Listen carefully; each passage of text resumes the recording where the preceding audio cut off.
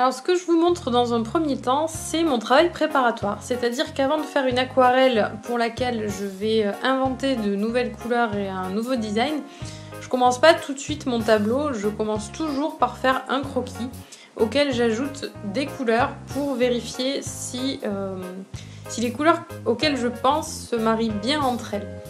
Et là, en l'occurrence, c'était absolument pas le cas. Il y avait beaucoup trop de jaunes, il y avait trop de violet, ça manquait vraiment de clarté, donc ça ne me plaisait pas.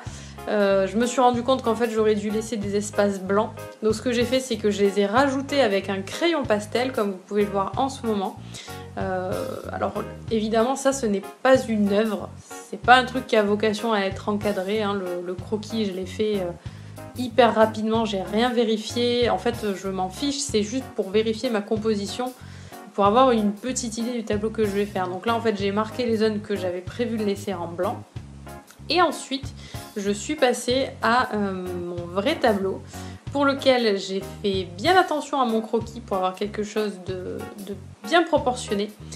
Et j'ai commencé du coup la peinture. Alors il y a une seule chose que je n'ai pas filmée, c'est la partie où j'appliquais du drawing gum, aussi appelé masking fluid selon les marques, qui me sert à masquer certaines zones très fines. Je l'applique avec une plume et en l'occurrence j'en ai mis au niveau des moustaches et au niveau des cils.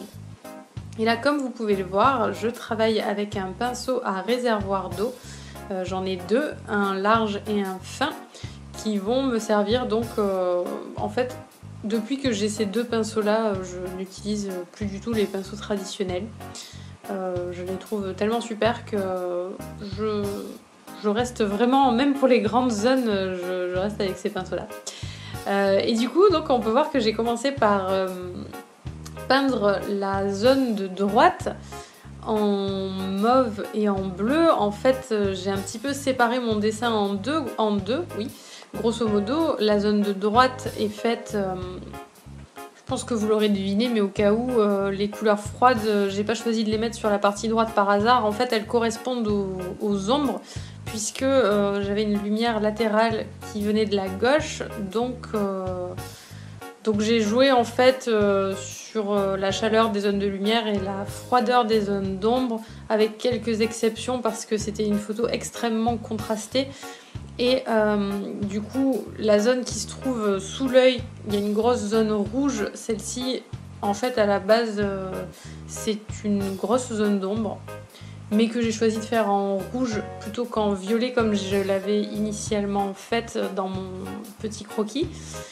Parce que je trouvais que le violet n'était pas du plus bel effet à cet endroit-là, je préférais la chaleur du rouge, donc j'ai fait un petit peu à l'instinct, en fonction de ce que je trouvais de plus harmonieux. Et la photo, pour information, est une de mes photos que j'avais prise au zoo de Londres. J'avais déjà fait un tableau à partir de cette photo, un tableau à la peinture à l'huile, qui change pas mal de l'aquarelle, dans un style un petit peu plus réaliste, mais comme je débutais à la peinture, c'était pas non plus hyper réaliste, mais je vous le mettrai à la fin de la vidéo pour que vous puissiez voir ce que ça donnait. Il manque une partie de la mise en couleur de ce lion parce que mon appareil photo qui me sert de caméra n'avait plus de batterie et que j'étais incapable de m'empêcher de continuer ce tableau pour le laisser se recharger. J'étais vraiment tellement bien lancée, je n'ai pas pu.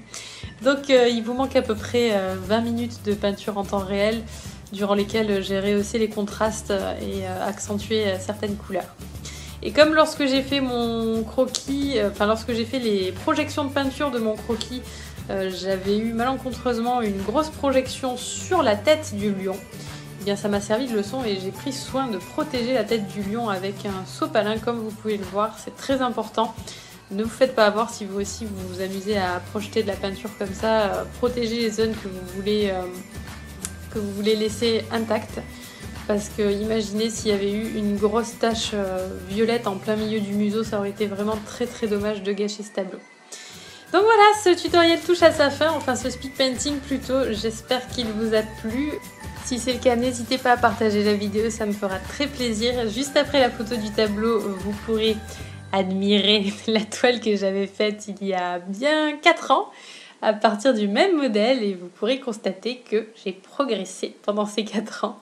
Merci d'avoir regardé cette vidéo et à la semaine prochaine. Salut!